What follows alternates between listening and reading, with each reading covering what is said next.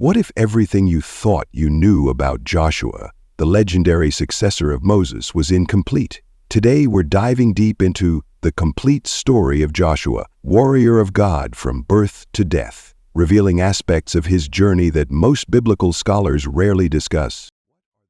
This isn't just another biblical narrative. For the first time, we're presenting a comprehensive analysis that connects every pivotal moment of Joshua's life, from his days in Egyptian bondage to his final breath at 110 years old.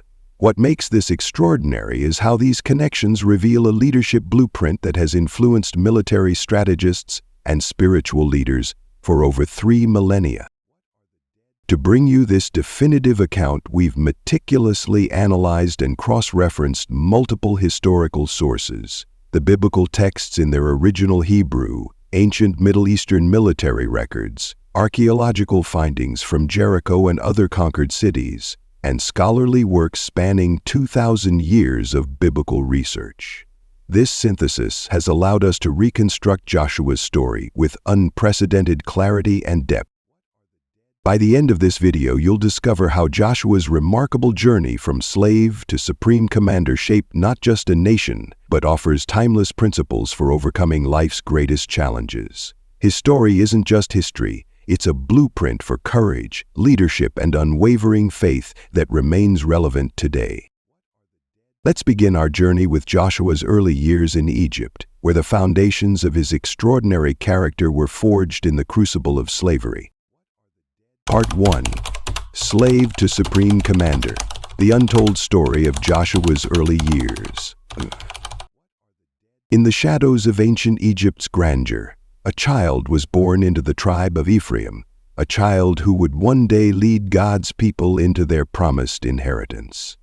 This was Joshua, born into a world where the cries of Hebrew slaves echoed through mud brick factories and construction sites across the Nile Delta.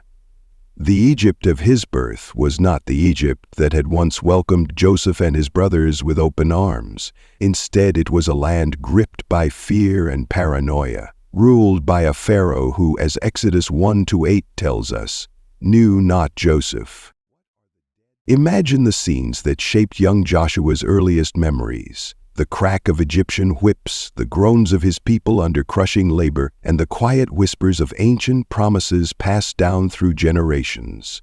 The Bible paints a vivid picture of this period, describing how the Egyptians made their lives bitter with hard bondage, in mortar and in brick, and in all manner of service in the field.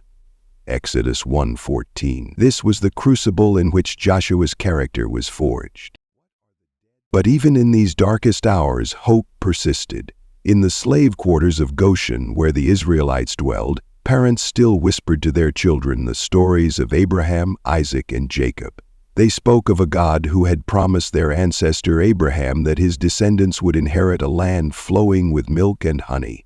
Young Joshua, whose very name means Yahweh is salvation, would have absorbed these stories like a sponge, his young mind grappling with the contrast between their current reality and the glorious promises of their God.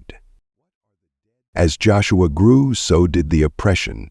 The Pharaoh's paranoia reached new heights with his decree that all Hebrew male infants should be thrown into the Nile. This was the world into which Moses had been born just a generation before Joshua, and the ripples of Moses's miraculous preservation and eventual flight from Egypt would have been well-known stories in the Hebrew community. These tales of divine intervention must have stirred something deep within young Joshua's heart, planting seeds of faith that would later blossom into unshakable conviction. But perhaps the most transformative moment of Joshua's early life came with the arrival of an aging shepherd from Midian, Moses, returning to Egypt with the stunning claim that God had appeared to him in a burning bush. Imagine the electricity that must have coursed through the Hebrew communities as word spread of Moses' confrontations with Pharaoh. Joshua, likely a young man by this time, witnessed firsthand as the God of their fathers demonstrated his power through 10 devastating plagues.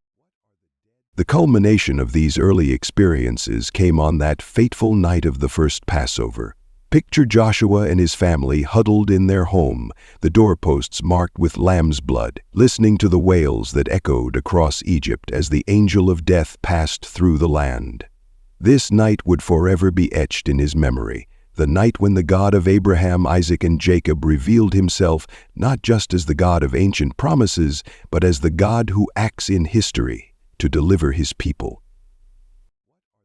As the Israelites fled Egypt, crossing the Red Sea on dry ground while Pharaoh's army was swallowed by the returning waters, Joshua emerged as a young man whose character had been shaped by both suffering and deliverance. His experiences under Egyptian bondage had not broken him. Instead, they had tempered his spirit like steel in a forge, preparing him for the role he would play in Israel's future. These formative years in Egypt would prove crucial for the challenges that lay ahead.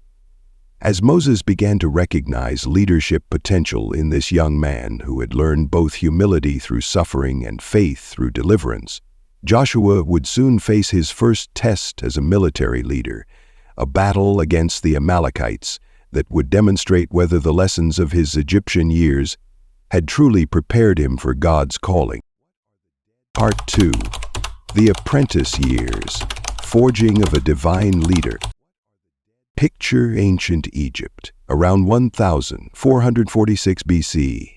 The air is thick with dust and despair as thousands of Hebrew slaves labor under the scorching sun, their backs bent building monuments to Egyptian gods they don't worship. Among them stands a young man from the tribe of Ephraim, his eyes holding a distinctive spark of determination. Despite the crushing circumstances, this is Hoshea, soon to be known as Joshua, and his life is about to change in ways that will reshape history. The streets of Egyptian cities were alive with tension. The Hebrews had lived under oppression for over 400 years, their lives marked by the crack of whips and the weight of chains. But something was different now. A man named Moses had returned from exile, challenging Pharaoh with unprecedented signs and wonders. The very fabric of Egyptian society was being shaken by plagues that defied natural explanation. It was during this tumultuous time that Moses, guided by divine wisdom, noticed something remarkable in young Hoshea. Perhaps it was the way he maintained his dignity despite slavery, or how he encouraged others when hope seemed lost. Whatever the specific qualities, they set him apart. The Bible gives us a profound insight into this moment through the Hebrew word bakar, to choose or elect, suggesting that this selection was far from random. When Moses appointed Hoshea as his personal assistant, the Hebrew text uses a fascinating term, mesharet. This wasn't the common word for servant or slave. Instead, it carried the weight of ministerial authority, similar to how Joseph served in Potiphar's house or how Samuel served in the tabernacle. This appointment marked the beginning of an extraordinary mentorship that would span 4 decades. Imagine the scene as Hoshea, now working closely with Moses, witnessed the dramatic confrontations with Pharaoh. He stood nearby as Moses raised his staff, turning the Nile to blood. He watched as darkness covered Egypt while light remained in Goshen where the Israelites lived. These experiences were shaping his understanding of divine power and authority in ways that would prove crucial for his future role. The Exodus itself was a masterclass in leadership under pressure. As the Israelites fled Egypt with Pharaoh's army in pursuit, Joshua observed Moses handling the fears and complaints of a nation in crisis. The parting of the Red Sea wasn't just a miracle to him, it was a practical demonstration of how faith and leadership intersected at the highest stakes. But it was 3 months into their journey at Rephidim where Joshua's first major test arrived. The Amalekites, brutal desert raiders known for attacking the weak and vulnerable, descended upon the Israelite camp. These weren't just any enemies. They were skilled warriors who had survived the harsh desert environment for generations, targeting traveling groups at their weakest moments. Moses called Joshua to his tent. Picture the gravity of this moment. The former slave now stood before the prophet of God, receiving a military command that would affect the fate of an entire nation. "Choose men for us," Moses instructed, "and go out, fight with Amalek." The Hebrew text suggests a deep personal investment in this command through the use of the phrase lanu, for us, indicating that this wasn't just a military assignment, it was a divine commission. Joshua's response reveals his character. Without hesitation or question, he accepted the responsibility. The next day found him organizing an army from a people who had known nothing but slavery for generations. He had to identify leaders, establish command structures, and create battle strategies, all without formal military training. The battle itself was unlike any other in history. As Joshua led the troops in the valley, Moses ascended a nearby hill with Aaron and Hur. What followed was a fascinating intersection of physical and spiritual warfare. When Moses held up his hands, Israel prevailed. When they fell, Amalek gained the advantage. This wasn't just about military strategy. It was a powerful lesson about the connection between divine support and human effort. The victory at Rephidim marked Joshua as more than just an assistant. He was now a proven military leader. But perhaps even more significant was what happened next at Mount Sinai. While the entire nation remained at the base of the mountain, Joshua alone was permitted to accompany Moses partway up the sacred peak. For 40 days and nights he maintained his position of faithful waiting, even as the rest of the nation grew restless below. This period of isolation and devotion proved crucial when contrasted with what happened in the camp. While Joshua waited on the mountain, the people below pressured Aaron to create a golden calf, declaring, "These are your gods, O Israel, who brought you up out of Egypt." The Hebrew text uses powerful imagery here, describing the sounds of war that Joshua heard as he and Moses descended. But it wasn't war, it was the noise of idolatrous celebration. The ultimate validation of Joshua's apprenticeship came through a divine act of renaming. Moses, following God's instruction, changed Hoshea's name to Joshua. Yahweh is salvation. In Hebrew culture, names carried prophetic significance, and this change marked a profound transformation. The slave had become a leader, the apprentice was becoming a master, and the man who started in chains was being prepared to lead others into freedom. These formative years laid a foundation that would soon be tested in ways no one could have anticipated. As the Israelites approached Canaan's borders, Joshua would face challenges that would either confirm his readiness for leadership or expose any weaknesses in his preparation. The mission of the 12 spies loomed ahead, a test of faith that would shake the nation to its core and set Joshua apart for his ultimate destiny. Part 3. Testing of Faith and Character, the 12 Spies Mission. Imagine standing under the scorching desert sun at Kadesh Barnea, where the wind carries both the promise of a new homeland and the weight of an unprecedented challenge. The year is approximately 1445 BCE, and the Israelites have journeyed far from Egyptian bondage, their path marked by divine interventions, the parting of the Red Sea, manna from heaven, and water from solid rock. The pillars of cloud and fire that guided their exodus have led them to this crucial moment, where their future hangs delicately in the balance. The camp bustles with anticipation as Moses, his face still radiant from divine encounters, gathers the 12 chosen men. Each represents their tribe's hopes and fears. Joshua from Ephraim stands tall among them, his eyes bright with purpose, shoulders squared with quiet confidence born from years serving alongside Moses. Beside him is Caleb, the proud representative of Judah, whose warrior spirit is tempered by deep wisdom. The other 10 men shift nervously, their tribal mantles heavy with responsibility. Moses' instructions echo across the assembly. Go up through the Negev and into the hill country. See what the land is like. Are the people strong or weak, few or many? Is the soil rich or poor? Are there trees? Bring back some of the fruit of the land. His words carry the weight of divine command, each question laden with significance for their future. The 40-day reconnaissance mission takes them through landscapes of breathtaking beauty and daunting challenges. They traverse the valley of Eshcol, where the fertility of the land reveals itself in spectacular fashion. Picture the amazement on their faces as they discover grape clusters so massive They require 2 men to carry them on poles. They document every detail: the ancient terraced hillsides rich with olive groves, the fields ripe with grain, the date palms swaying in the warm breeze. But amidst this abundance, they also encounter the intimidating reality of Canaan's defenses. Massive cities rise before them, their walls seeming to touch the clouds. Hebron, ancient and imposing, its foundations dating back 7 years before Zoan in Egypt. The scouts move stealthily, their hearts pounding as they observe the inhabitants. The Anakim, descendants of the legendary Nephilim, tower over ordinary men like cedars above saplings. Each city they pass presents new evidence of both the land's desirability and the seemingly insurmountable challenges of conquering it. As they return to Kadesh, the weight of their experience shows in their faces.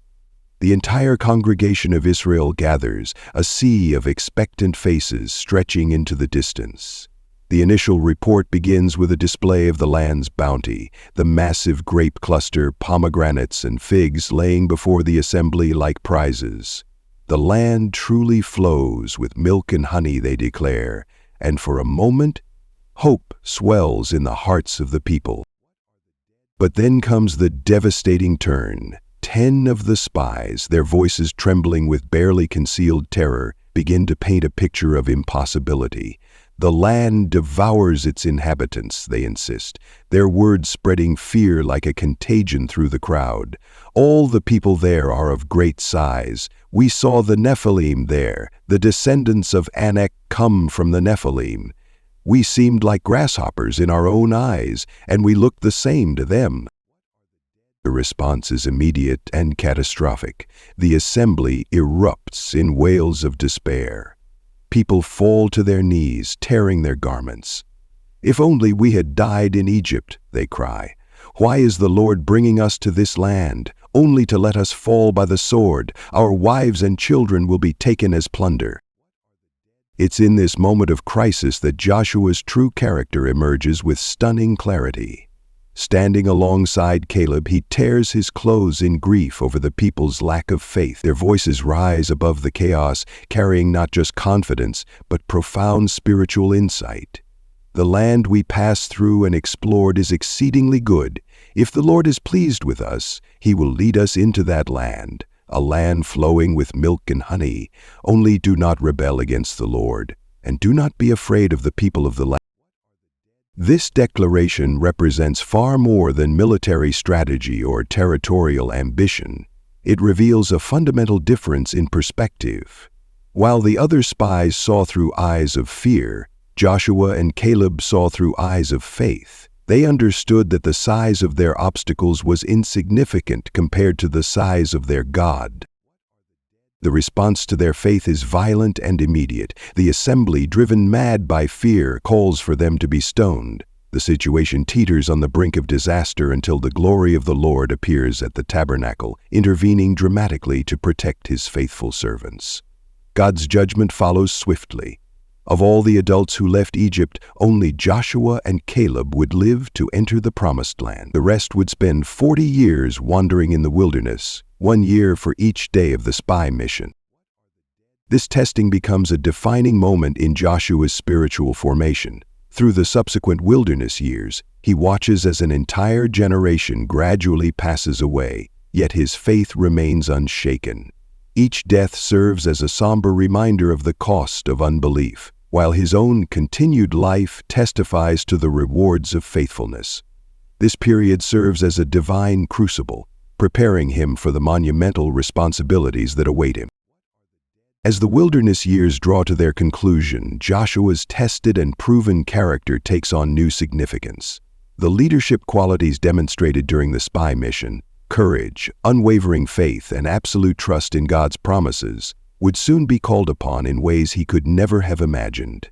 The mantle of leadership awaits him, but first, we must understand how these years of waiting in the wilderness transformed both the man and the leader Joshua would become. As we'll see, these lessons would prove crucial for the challenges that lay ahead.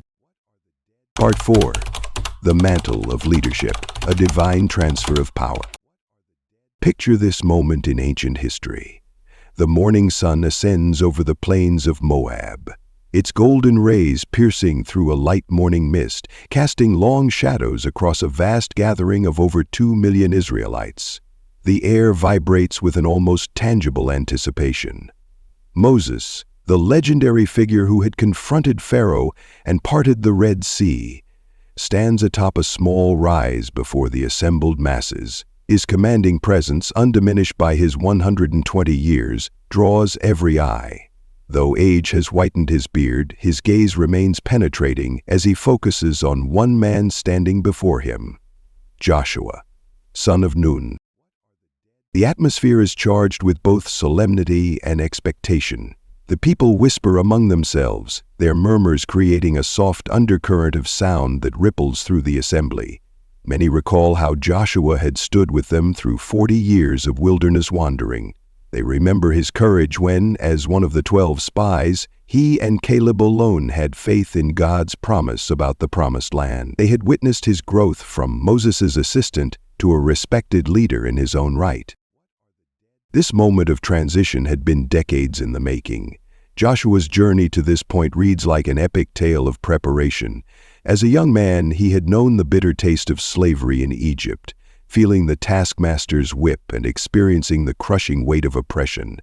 Yet, even then, something set him apart. A quiet strength, an unwavering faith, a natural ability to lead that couldn't be suppressed by chains or hard labor. The biblical narrative tells us that God himself had orchestrated this succession with precise detail. In Numbers 27:18-20, we find the divine instruction that would change the course of Israel's history. Take Joshua, son of Nun, a man in whom is the spirit of leadership, and lay your hand on him. Have him stand before Eleazar the priest and the entire assembly, and commission him in their presence. This wasn't merely a human appointment. It was a divine ordination. The significance of this public ceremony would have been profound for the ancient Near Eastern mind. In a culture where leadership transitions often meant bloodshed and chaos, here was something revolutionary, a peaceful, orderly transfer of power sanctioned by God himself. The people watched, transfixed, as Moses raised his weathered hands and placed them on Joshua. In that electric moment, something extraordinary happened. The book of Deuteronomy records that Joshua was filled with the spirit of wisdom. Witnesses would later describe how his countenance changed, how a new authority seemed to settle on his shoulders like a visible mantle. This wasn't just a change in command, it was a supernatural empowerment, a divine enabling for the monumental task ahead. The weight of responsibility that descended upon Joshua in that moment was staggering. He would need to lead this vast multitude, men, women, children, elderly, and livestock, into an unknown land. They would face fortified cities with walls that seemed to touch the sky, armies with chariots and trained warriors, and peoples who had inhabited the land for generations. Perhaps understanding the enormity of this burden, God repeated a crucial phrase 3 times in Joshua 1, "Be strong and courageous." Each repetition carried a different emphasis: courage for the task, courage to obey the law, courage because of God's presence. The drama of this leadership transition intensifies when we understand Joshua's immediate challenge. The Jordan River, swollen from spring rains and snowmelt from Mount Hermon, raged before them like a natural barrier to their promised inheritance. Unlike Moses, who had dramatically raised his staff to part the Red Sea, Joshua would need to demonstrate a different kind of faith. God's instruction was clear but required tremendous courage. The priests carrying the Ark of the Covenant would need to step into the flooding waters first. Then they would part. This moment perfectly crystallizes the distinct nature of Joshua's leadership style: faith expressed through action. While Moses had been the lawgiver and prophet, receiving divine revelation on Mount Sinai, Joshua would be the warrior and implementer. His leadership would be marked by practical obedience and strategic execution of divine commands. He would need to translate heavenly visions into earthly victories. The transition reached its climax when God spoke directly to Joshua, delivering what scholars call the divine commission. The words, recorded in Joshua 1:05-9, still resonate with power today. No one will be able to stand against you all the days of your life. As I was with Moses, so I will be with you. I will never leave you nor forsake you. This wasn't just a promise of success, it was a guarantee of divine presence and support. The significance of this leadership transition extends far beyond its immediate context. The Israelites were about to undergo a fundamental transformation from a nomadic people to a settled nation. This required a leader with unique capabilities, someone who could both conquer territory and fairly distribute it, who understood both military strategy and civil administration. Joshua's background had uniquely prepared him for these tasks. His years under Moses had taught him governance, while his military victories against the Amalekites had honed his tactical skills. Archaeological evidence from this period, approximately 1400 BCE, provides fascinating corroboration of the biblical account. The Amarna letters discovered in Egypt reveal a Canaan in political turmoil, exactly the kind of destabilized environment that would have facilitated the Israelite conquest under Joshua's leadership. Clay tablets from this era speak of increasing unrest and the emergence of a powerful new force in the region, aligning perfectly with the biblical timeline. As Joshua stood before the people, now fully commissioned as their leader, the true test of his leadership was about to begin. The Jordan River roared before them, its waters swollen and fierce. Beyond it lay Jericho, with its imposing walls and seasoned defenders. Would this new leader, this former slave turned commander, prove equal to the challenge? Could he truly fill the sandals of Moses? The answers to these questions would soon unfold in one of the most remarkable military campaigns in ancient history. Part 5. The Jordan Crossing, a moment of divine providence. Picture this. The year is approximately 1406 BCE. The Israelites stand at the banks of the Jordan River, their hearts pounding with anticipation. After 40 years of wandering in the wilderness, the promised land lies just beyond these rushing waters. But there's a problem. The Jordan is at flood stage, its waters swollen and turbulent during the spring harvest. What would typically be a challenging crossing has become seemingly impossible for over 2 million people, along with their livestock and possessions. This wasn't just any river crossing. The Jordan River represented the threshold between their past as wanderers and their future as inheritors of God's promise. Joshua, now standing in Moses' shoes, faces his first major test as leader. The eyes of every Israelite are fixed upon him, wondering if this former slave could truly be God's chosen successor to the legendary Moses. 3 days before the crossing, Joshua sends word throughout the camp. When you see the Ark of the Covenant of the Lord your God being carried by the Levitical priests, you shall set out from your place and follow it. The instructions seem strange. The people must maintain a distance of about 2,000 cubits, roughly 3,000 feet, from the ark. This unusual command creates a sight line for the entire nation to witness what God is about to do. The tension builds as Joshua announces to the people, "Consecrate yourselves, for tomorrow the Lord will do wonders among you." These words echo through the camp, reminiscent of Moses' declaration before the parting of the Red Sea. The parallel is intentional. Just as God demonstrated his power at the beginning of their journey out of Egypt, he would now showcase his might at the threshold of their new homeland. Dawn breaks on the decisive day. The priests, carrying the Ark of the Covenant, step toward the raging waters. Can you imagine the collective breath being held? These men are walking straight toward a flood-stage river with the most sacred object in Israel's possession. The moment their feet touch the water's edge, something extraordinary happens. The flow stops completely. Scripture tells us the waters stood up in a heap at a town called Adam, nearly 20 miles upstream.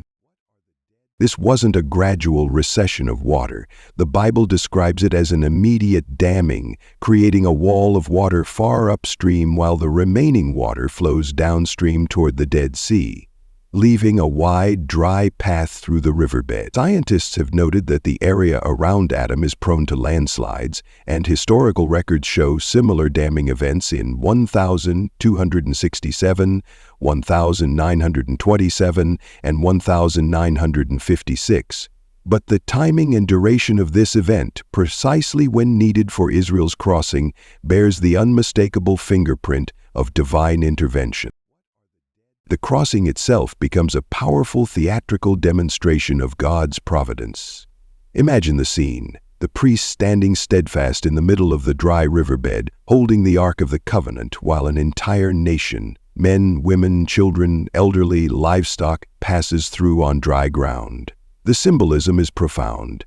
God's presence, represented by the Ark, holds back the waters of chaos and death, allowing his people safe passage to their promised inheritance.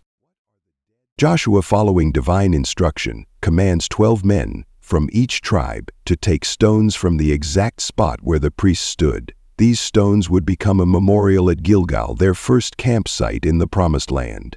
This wasn't just about remembering a miracle, it was about creating a lasting testimony for future generations. When children would ask, "What do these stones mean?" parents could recount this remarkable story of God's faithfulness. Only when every last person had crossed did Joshua command the priests to come up from the riverbed.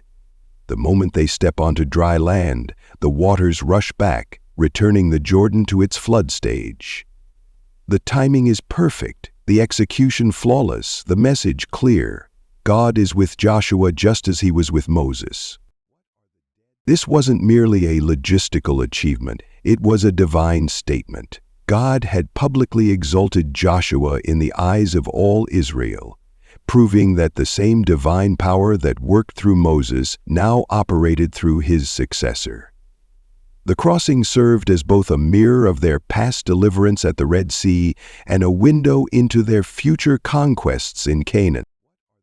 The Jordan crossing represents more than just a miraculous event. It embodies the themes of transition, faith, and divine timing.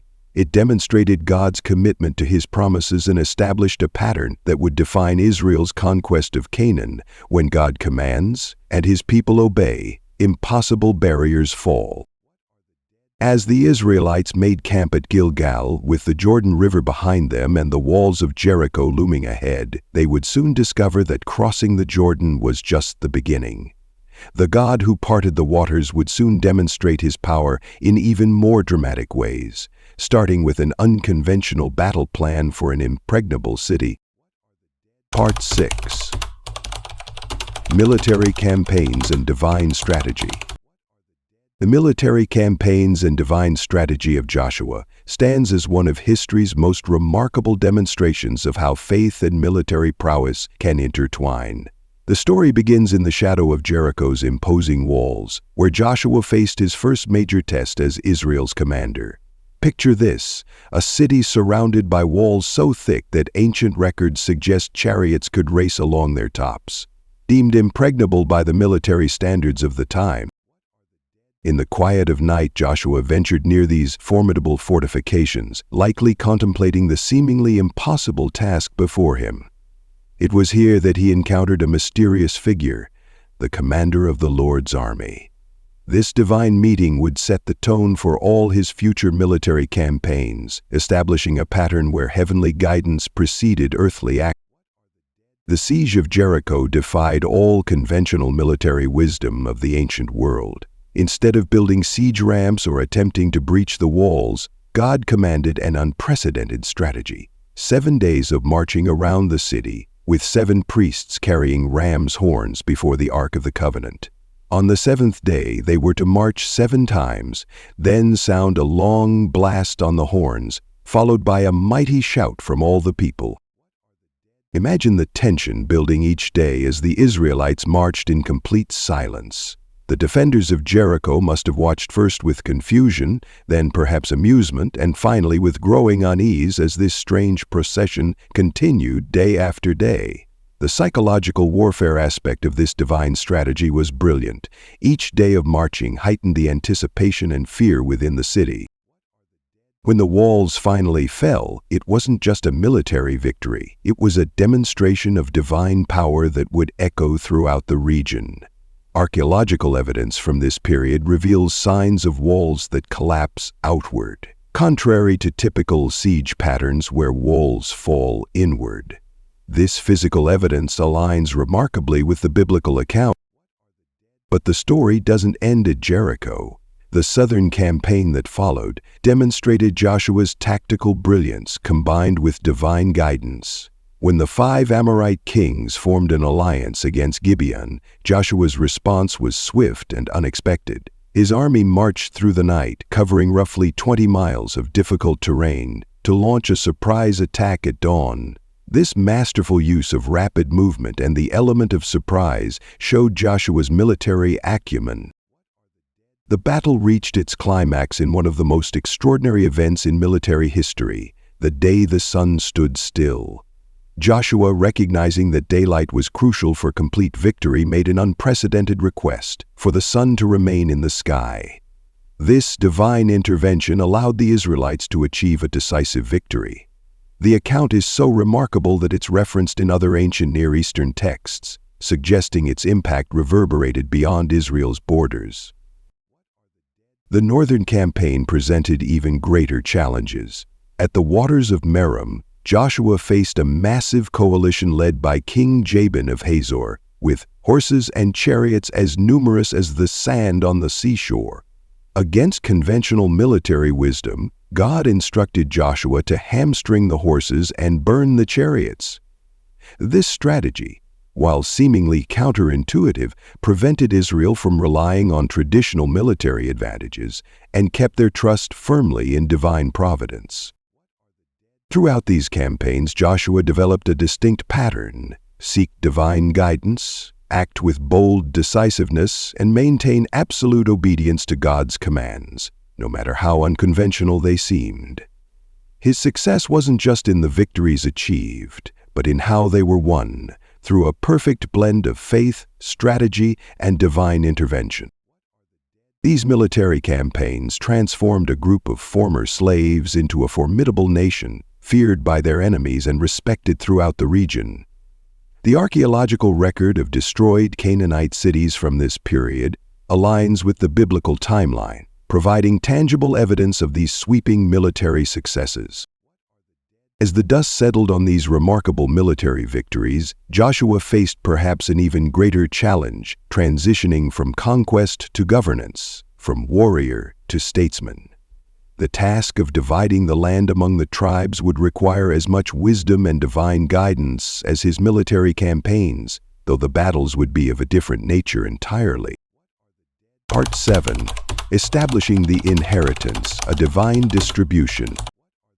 Picture, if you will, the aftermath of an epic conquest. The dust of battle has settled, and Joshua, now in his later years, faces perhaps his most intricate challenge yet: dividing the promised land among the 12 tribes of Israel.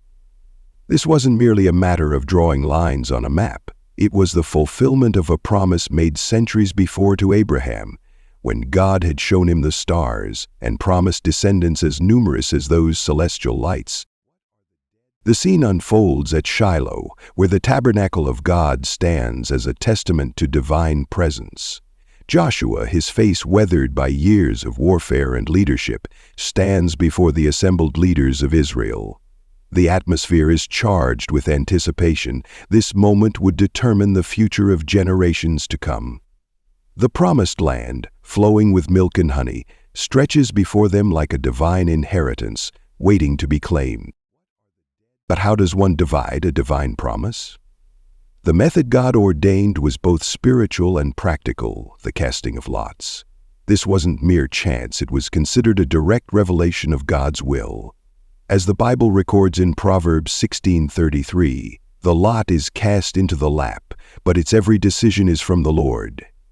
Each tribe waited with bated breath as their portion was determined, knowing that this moment would define their identity for generations to come.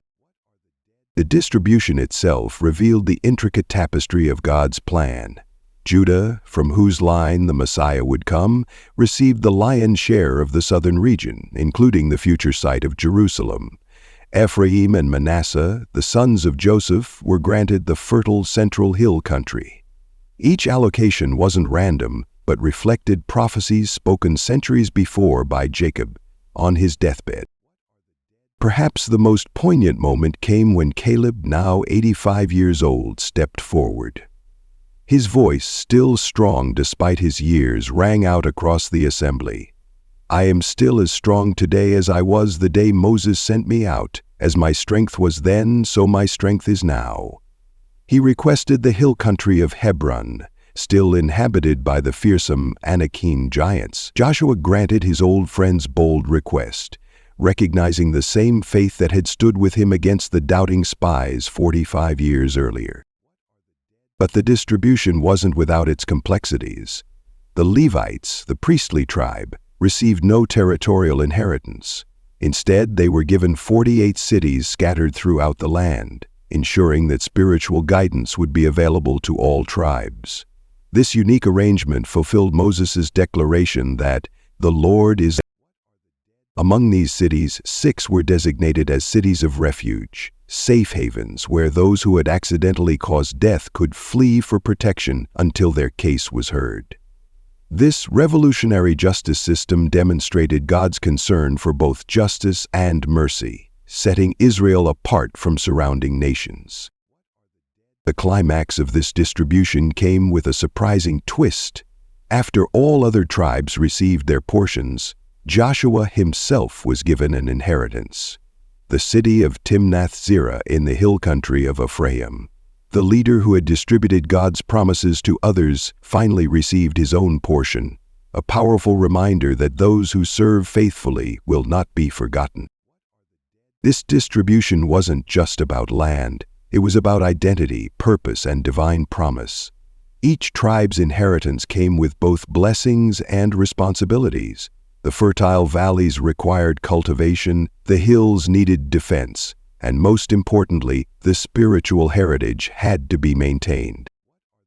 As the tribes settled into their inheritances, Joshua recognized that his earthly mission was nearing its end. But before he could rest from his labors, one final task remained, ensuring that these newly established tribes would remain faithful to the God who had given them this land. This concern would lead to one of the most powerful moments of his leadership, the final assembly at Shechem, where he would challenge Israel to make a choice that would echo through the centuries. Part 8. Legacy and Final Days, the final chapter of a divine journey. As the sun began to set on Joshua's remarkable life, the elderly warrior leader gathered the tribes of Israel at Shechem, a place steeped in sacred history. This wasn't just another assembly. It was where Abraham had first received God's promise of the land, where Jacob had buried his family's idols, and now where Joshua would deliver his final message to a nation he had led for decades. Picture the scene. The aging leader, now 110 years old, his face weathered by years of battles and leadership, stands before the assembled tribes. The same voice that had once commanded the sun to stand still now trembles slightly with age, but carries an authority born of unwavering faith and fulfilled promises. The crowd falls silent, knowing they are witnessing a historic moment. Joshua begins by weaving a tapestry of their shared history, recounting God's faithfulness from Abraham's call to their present prosperity.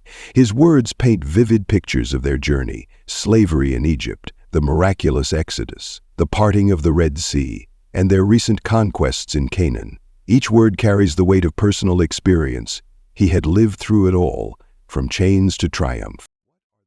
But then comes the dramatic turning point. Joshua, his voice growing stronger, issues a challenge that would echo through millennia. Choose for yourselves this day whom you will serve. The assembly holds its breath. Would they choose the gods their ancestors worshipped beyond the Euphrates, the gods of the Amorites, or the Lord who had delivered them? Before they can answer, Joshua delivers his immortal declaration, "But as for me and my household, we will serve the Lord."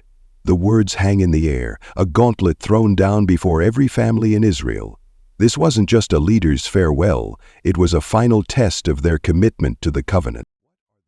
The people respond with enthusiasm, but Joshua's reaction is unexpected. Instead of accepting their quick agreement, he pushes back.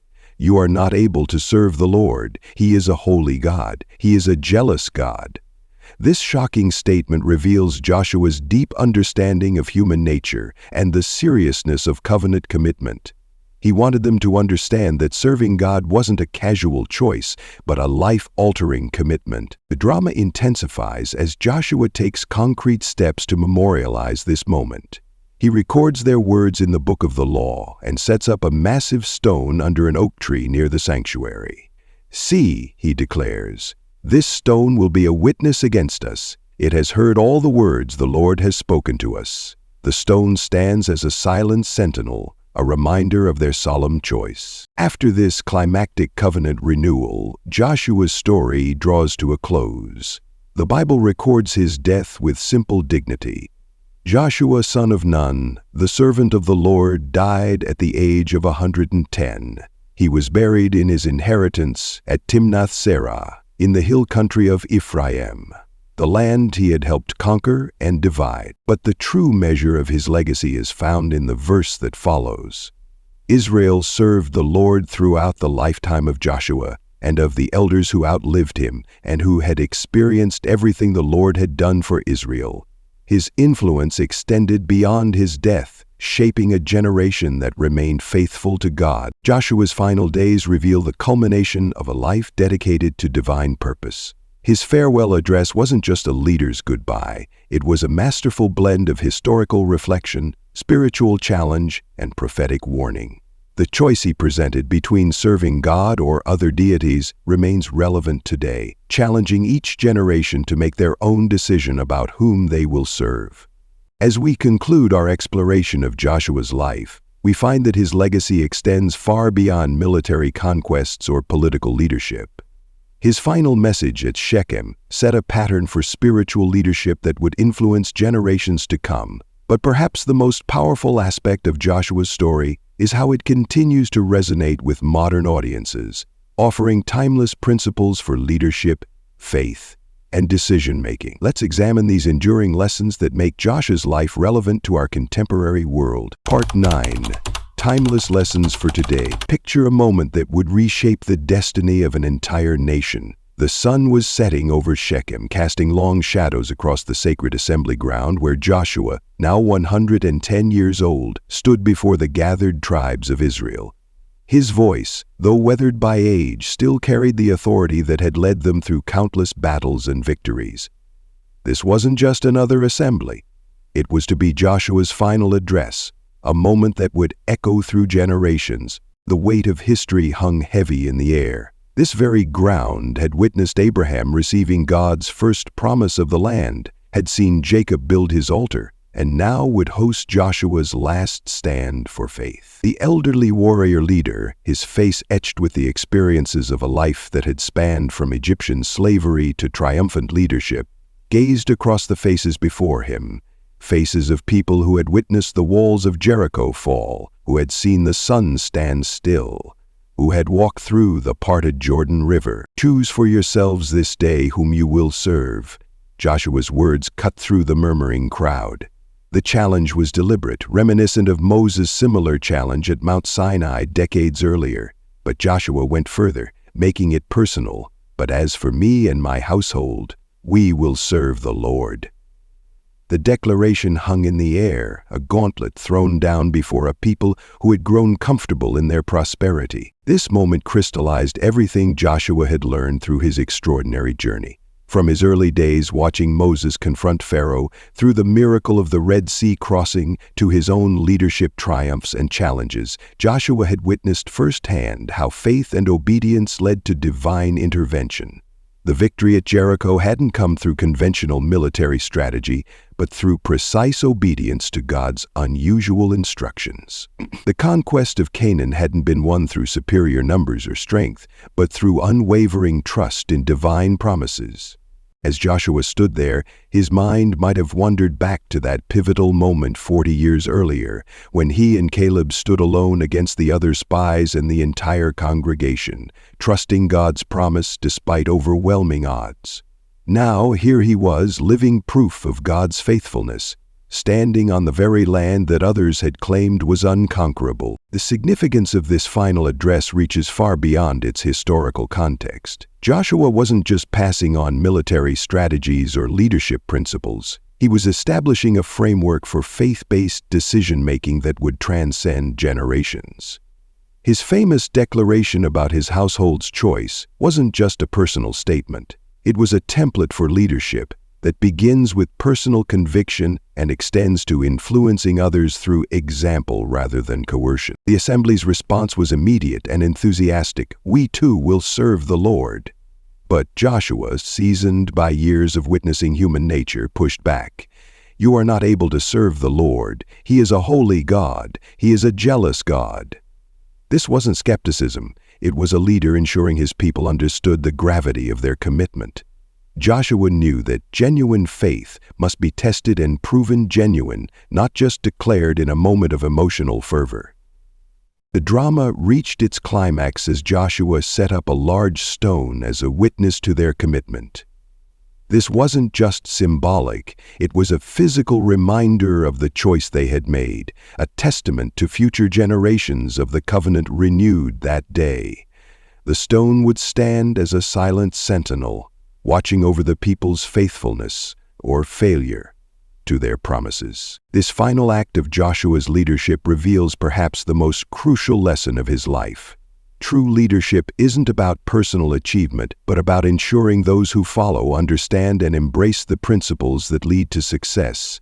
His concern wasn't for his own legacy, but for the future faithfulness of his people. As we conclude our exploration of Joshua's remarkable journey, let's consider how these timeless principles, unwavering faith, courageous leadership, and decisive commitment to God, can transform our own lives and influence those around us. Joshua's story reminds us that every generation must choose whom they will serve, and that choice shapes not just individual destinies, but the future of communities and nations. As we conclude this powerful journey through Joshua's life, I want to leave you with a challenging question. What walls are standing between you and your promised land today? Just as Joshua faced the seemingly impenetrable walls of Jericho, you too might be staring at obstacles that appear insurmountable. But remember, Joshua's story teaches us that, with unwavering faith and divine guidance, even the strongest walls can fall. Your journey, like Joshua's, is unique. Perhaps you're standing at your own Jordan River, hesitating to take that first step into unknown waters. Or maybe you're in a position of leadership, wondering how to guide others through challenging times. Whatever your situation, Joshua's legacy offers more than just historical inspiration. It provides a blueprint for victory in your own battles. I want to hear your story. What resonated most deeply with you from Joshua's journey? Share in the comments below how his story connects with your current life challenges. Are you facing your own Jericho? Are you at a crossroads like the Israelites at Shechem? Your insights and experiences might be exactly what another viewer needs to hear today. And if Joshua's story has impacted you, help us spread these timeless truths. Hit that subscribe button to join our community of believers seeking to live lives of courage and faith. Click the notification bell to ensure you never miss our upcoming biblical character studies, each one carefully crafted to provide deep insights for modern living. For those who have stayed with us until the end, thank you. Your commitment to understanding God's Word more deeply is inspiring. Remember, just as Joshua declared, "As for me and my household, we will serve the Lord," you too have the power to make choices today that will impact generations to come. Let's pray together one final time. Lord, like Joshua, help us to be strong and courageous. Guide us in facing our own walls of Jericho. crossing our personal Jordan rivers, and leading others with integrity and faith. Amen. This isn't goodbye. It's an invitation to continue the conversation. Share this video with someone who needs encouragement today. Leave your thoughts, questions, or prayer requests in the comments below. Together, let's build a community that, like Joshua, chooses to serve the Lord with all our hearts. Until next time, stay strong and courageous. God bless you all.